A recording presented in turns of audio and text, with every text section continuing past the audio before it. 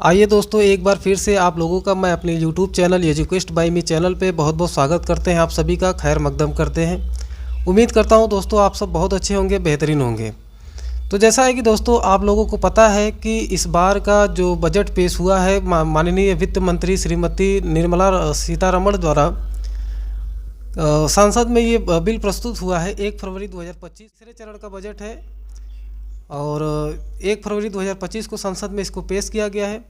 तो आइए चलिए इसी तथ्य पर कुछ हम बातें कर लेते हैं आपसे, और इस बात को अपने ध्यान में ज़रूर रखिएगा, क्योंकि ये जो इस बार का जो बजट पेश हुआ है काफ़ी उतार चढ़ा हुआ है, और किसी चीज़ को नुकसान तो किसी चीज़ को फ़ायदा भी हुआ है। और जहाँ तक देखा जाए तो फ़ायदा ज़्यादा हुआ है, नुकसान गिने चुने चीज़ों को हुआ है।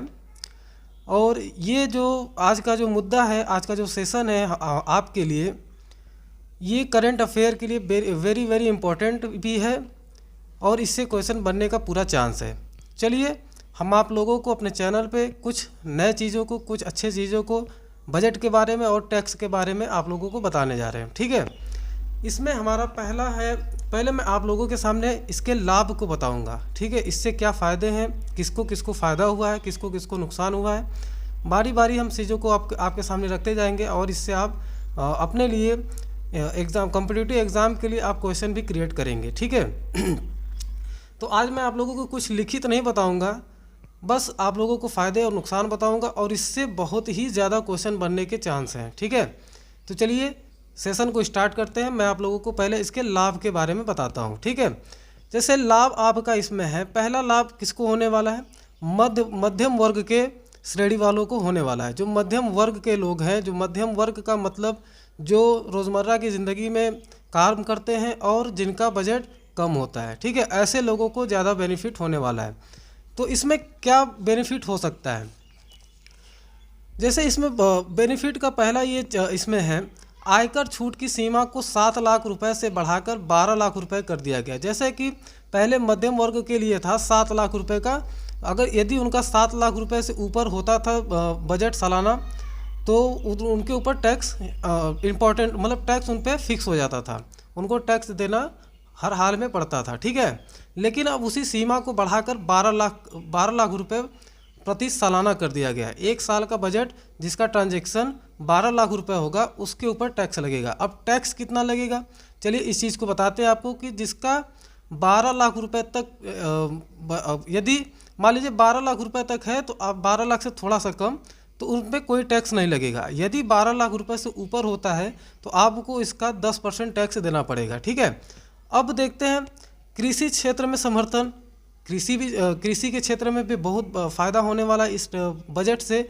जो बजट पेश हुआ है इस बार 1 फरवरी 2025 को, इसमें किसान भाइयों को बहुत ही लाभ मिलने वाला। ठीक है, तो जैसे क्या इसमें लाभ हो सकता है, अधिकतम उपज वाली फसलों को बढ़ावा देने के लिए एक कार्यक्रम शुरू किया गया। ठीक है, जो उपज जिसकी उपज सबसे ज़्यादा होती है, उन फसलों पर क्या हुआ है, टैक्स कम हुआ है। ठीक है, उनको बढ़ावा देने के लिए एक कार्यक्रम भी शुरू किया गया, एक प्रोग्राम भी शुरू किया गया है, उनके लिए एक स्कीम भी बनाया गया है। ठीक है, अब स्कीम क्या होगा ये आगे जब बजट पेश होगा तो हम आपको बताएंगे। ठीक है, अब इस बजट के पेश होने से एक अंदेशा बताया गया है।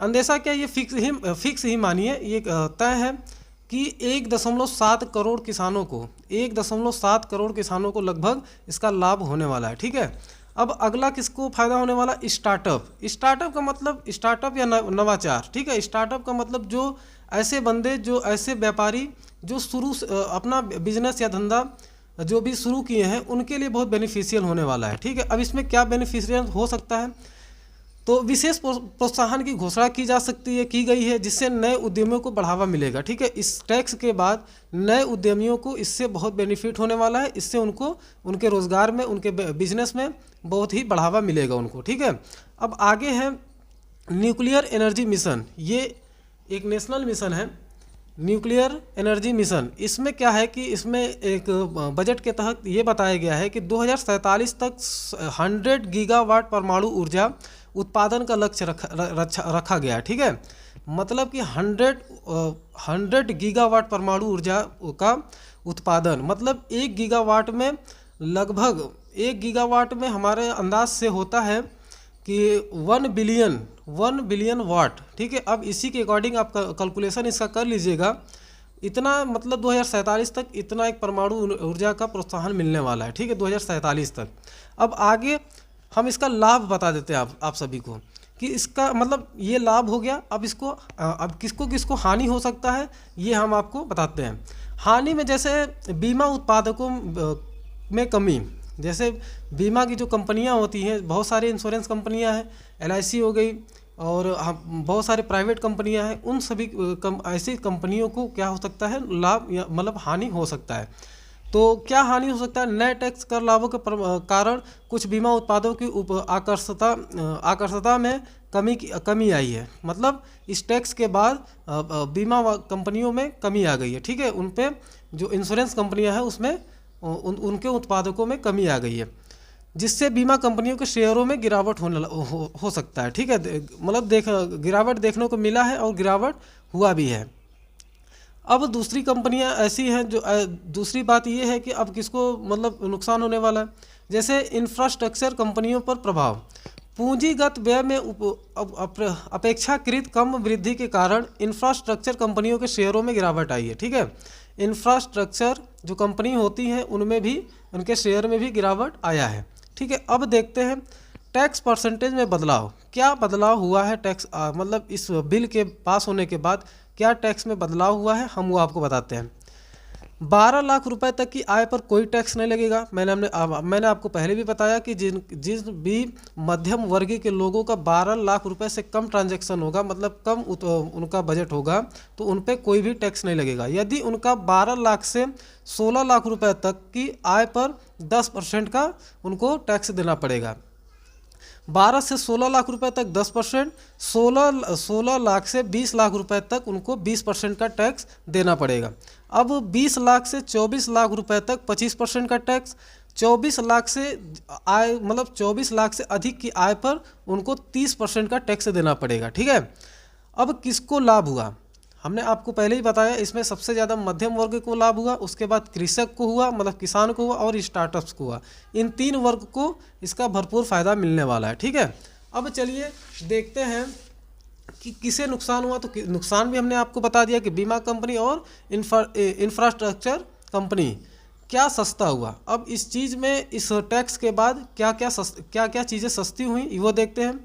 जीवन रक्षक दवाएं, मतलब जो ऐसी दवाएं जिससे आपकी जीवन की रक्षा की जा सकती है, ऐसे दवाओं में उन्हें क्या हुआ है, वो चीज़ें सस्ता हुई हैं, ठीक है। अब दूसरा है उसमें महत्वपूर्ण खनिज।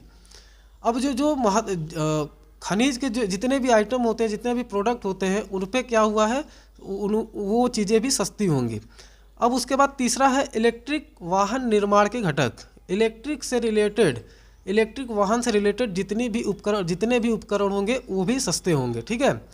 क्या महंगा हुआ, महंगा क्या हुआ इसमें, फ्लैट पैनल जैसे कुछ उत्पाद, जैसे फ्लैट पैनल होते हैं, वो ऐसे चीज़ों पे क्या हुआ है, वो ऐसे चीज़ें महंगे हुए हैं। अब मैं इस सारी चीज़ों का कंक्लूजन आपको बता देता हूँ। कंक्लूजन इसका ये होगा कि इन परिवर्तनों का उद्देश्य आर्थिक विकास को बढ़ावा देना है। मतलब ये जो टैक्स लागू हुआ है, इसका जो मेन उद्देश्य है कि आर्थिक विकास को बढ़ावा देना, मध्यम वर्ग को राहत प्रदान करना और विभिन्न क्षेत्रों में संतुलित विकास सुनिश्चित करना, ठीक है। ऐसे मतलब जो ये इसका ये कैलकुलेशन होता है कि ये जो टैक्स लाया गया है मध्यम वर्ग को और कृषि के क्षेत्र में और आर्थिक स्थिति को बढ़ावा देने के लिए ऐसे टैक्स को लाया गया है। तो उम्मीद करता हूँ स्टूडेंट और हमारे साथियों कि आप लोगों को नए टैक्स के बारे में बहुत ज़्यादा तो नहीं, लेकिन काम भर का आपको इन्फॉर्मेशन मिल चुका है। अब इसका जो आगे निर्णय होगा, जैसा बजट पेश हुआ है, अभी इसका पूरा खुलासा नहीं हुआ है। जैसे ही पूरा खुलासा होता है मैं आप लोगों के सामने भी नए बजट को आपके सामने फिर से लेकर आऊँगा। तो उम्मीद करता हूँ कि आज की वीडियो आपको समझ में आई होगी।